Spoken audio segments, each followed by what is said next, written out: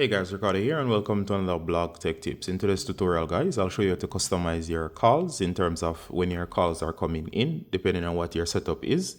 Do your calls come in as a banner or do they come in full screen? Alright, and it depends on your situation that you have. You can actually customize it. Some people like when of course calls are simply covering the whole screen.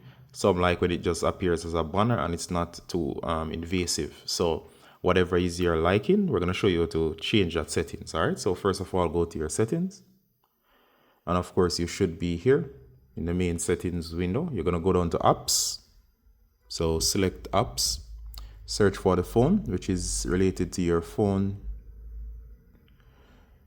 here, and of course once you're in phone, you're going to go down to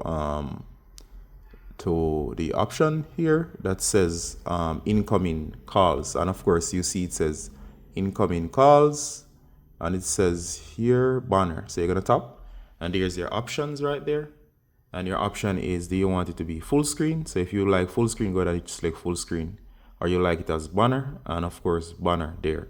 All right, so it says when iPhone is unlocked, display as, and of course that's banner, and that's only applies for when it's